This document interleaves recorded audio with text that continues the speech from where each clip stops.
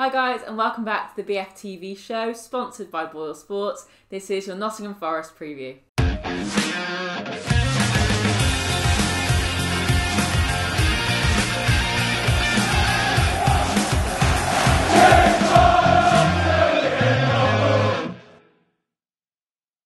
Just a quick apology before we start the show. Unfortunately, we weren't able to film a podcast this week. Life just got in the way for all of us and jobs and things like that. So apologies about that, but we will be back next week with the podcast. Hopefully, fingers crossed.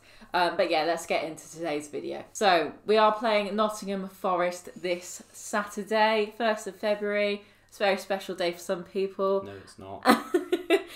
But Nottingham Forest they've played a blinder this season, haven't they? They're third now in the Championship, only 2 points now behind West Bromwich Albion, and Leeds are only, I think, 4 points above them.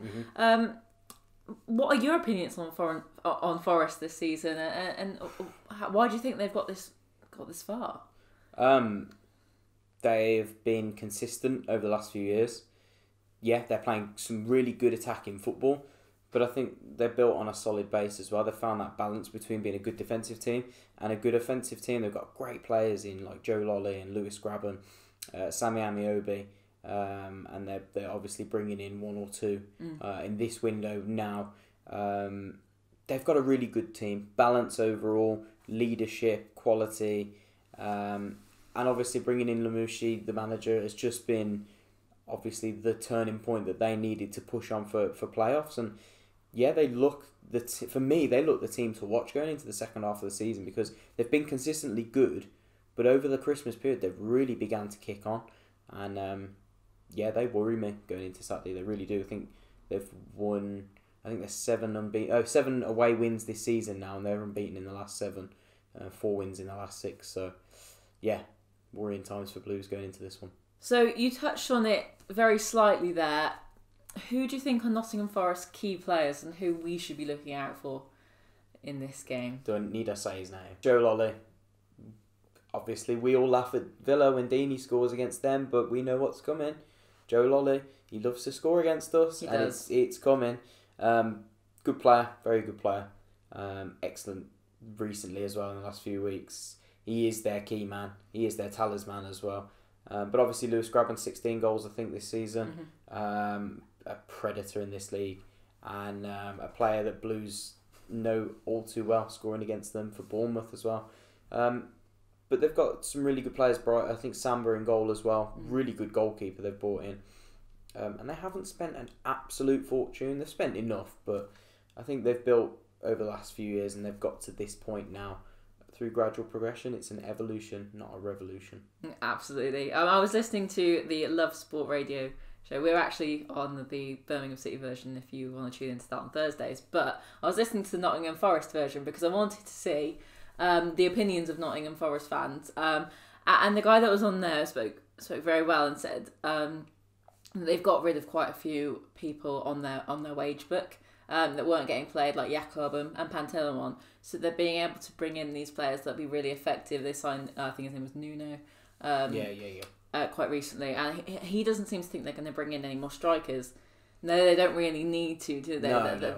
Their attacking prowess is quite scary, really. Lolly had scored 7 goals this season. Yeah. Lewis Grabban ahead of him with 16. So it's going to be a tough one, I think. But do you think there's any way we can get something from this game? Yeah, absolutely. With a home team. Blues are frustrating for a lot of reasons, and mainly because you know that they've got the ability to go and cause any team problems in this league. We've got the players. Okay, few injuries at the minute, but you know, Juki's one of the best strikers in the league on his day, if you use him to his right.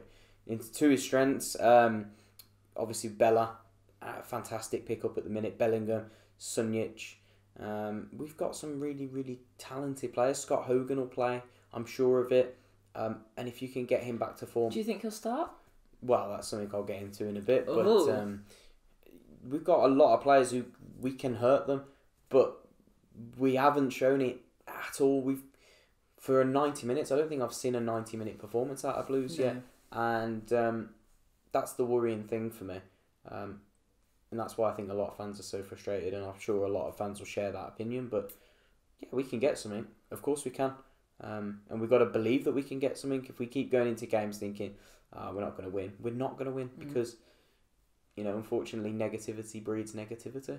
And that's the nature of the beast. Very true, very true. Now, before we quickly get on to Blues, leave your comments down below for what you think about Nottingham Forest so far this season. Let's get this conversation going down below. Get as many comments as we can. And don't forget, if we can try and hit 50 likes for this video, that would be absolutely fantastic. So thank you guys. And we are so close to 1,500 subscribers. So it would be amazing to get there by the end of Feb if we can do that. Just thought I'd nip that in there. So let's go on to Blues.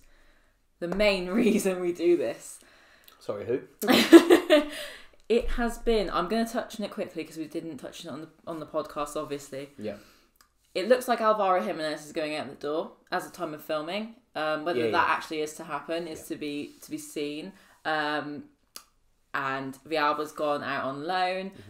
Stockdale's gone out on loan. Probably going. Obviously, he's leaving at the end of the season, so he's not a worry for us anymore. And there's been a few other loanees that have gone out recently. Just quickly bring us in on the transfer news and the players that we've already signed this transfer window. I think Blues at the minute are doing okay.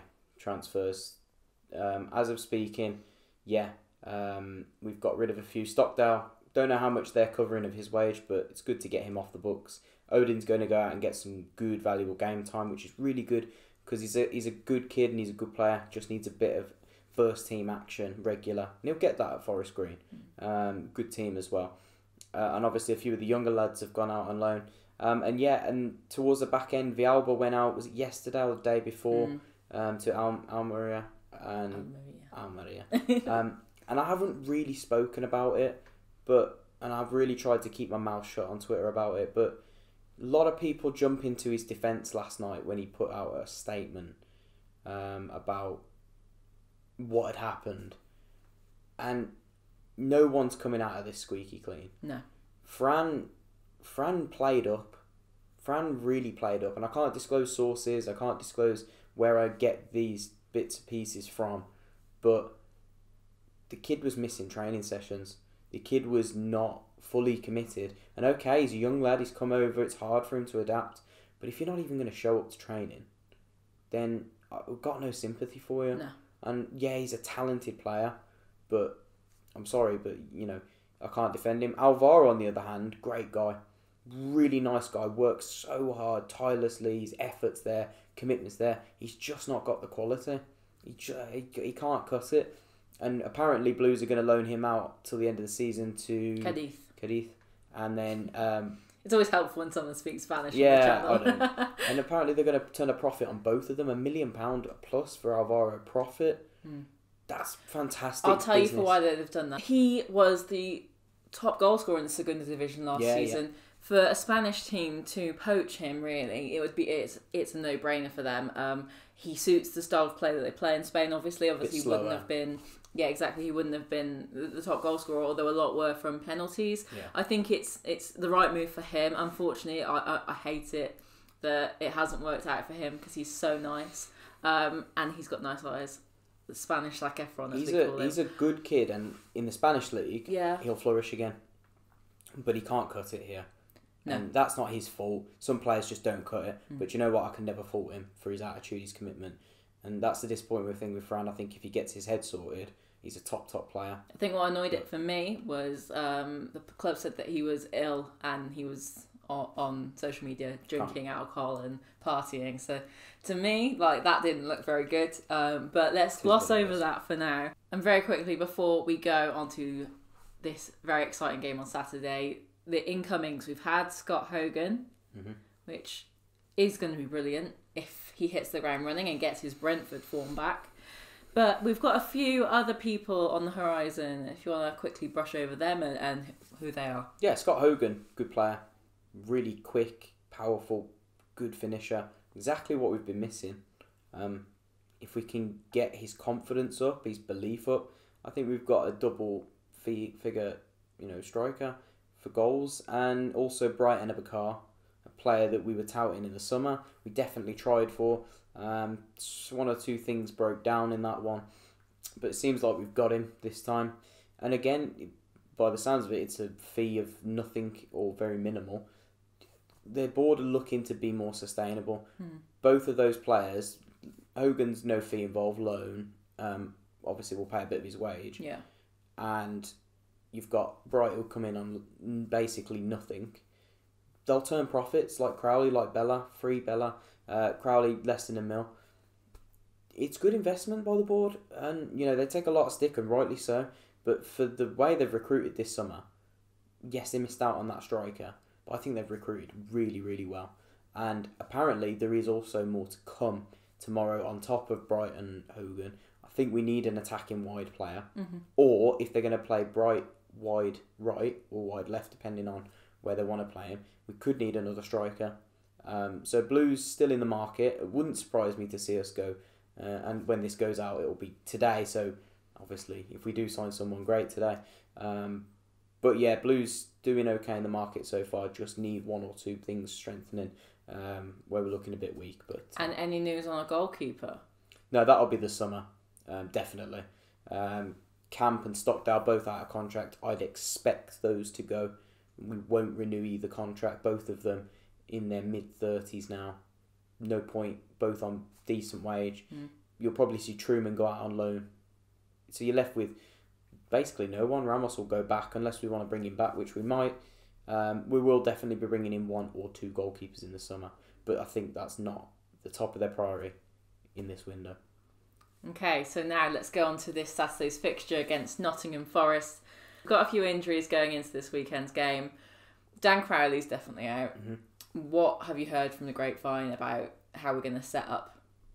Nothing. I haven't heard anything. This is a surprise. Yeah, I usually hear some things, but no, Murabty's out, Crowley's out, both a couple of weeks with hamstring niggles, which is not great. Which reinforces your point about needing a wide player. Yeah, of course, yeah. Or someone in that attacking sort of three. I'd expect him to... Obviously, he's not going to change the system. I think he'll play 4-2-3-1. And I think he'll go with Camp. He'll go with Collan, Roberts, Clark, Salter, Pedersen. Then across the midfield two, in front of the defence, he's going to go with Sunjic and he's going to go with Gary Gardner, I think. He'll go for that strength, that steel in midfield, I think. He could have played Davis there, maybe. I'm still waiting for the meme, by the way. Davis, I'm so hard done by in this month. So hard done by in January. For me, he's been, if not our best performer, one of. He keeps getting dropped. I don't know why. Okay, but he'll go with guards. And then across the forward three, it's got to be Bella on the left-hand side. Bellingham in the number 10. On the right-hand side, he's probably going to go with Magoma for that. Obviously, he's up to match fitness. He's been here long enough. So and then Juki up front on his own. I think Hogan obviously will be on the bench for this one. And he will come on at some point. Bright, if he's done before midday, could also feature. But depends if he's match fit or not. I don't know. But numbers are starting to dwindle. If Jimenez goes out, Villalba's gone, Odin's gone. And with the two injuries, numbers are dwindling. So we definitely need someone else in tomorrow. But the 4-2-3-1 should line up pretty well. Can be effective. We've got enough players to hurt them in there. Yeah. Magoma, Bella with the pace out wide. Bellingham getting in and around Juki. If we can give them both the supply, it can do damage to Forest. We know they can. My worry is in the midfield though. Sunjic and Gardner. Neither one fill me with confidence at the minute. Both have the ability to, but haven't shown it in recent weeks. So we need to be strong. But we've got a chance. We've got every chance of taking something on Saturday. So we live in hope. And let's go for score predictions, James. You start. Well, it's going to be my 23rd birthday. Really? You've never mentioned. So... You had not mentioned that at all 20 times this week. Well, it's only once a year. Thank God. I was on Door on Tour's pre-match video as well, so check that out as well if you want to have a Nottingham Forest view of things. But I predicted a 2-1 Blues.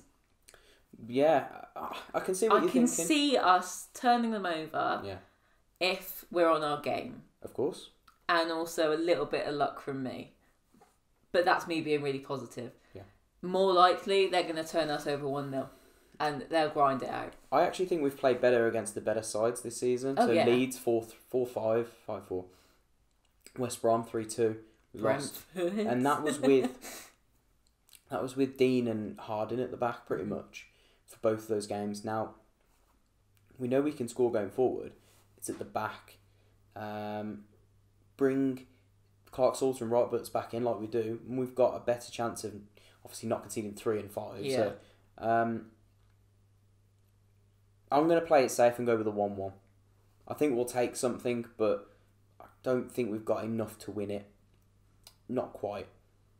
I think once Hogan's match fit, once Bright's match fit, and depending on if we bring anyone else in tomorrow, we could go on to win that game, but I don't think tomorrow is the right game for it. So 1-1, I think a goal from Juki, as ever, talisman, and probably either Joe Lolly or Lewis Graben to score for them.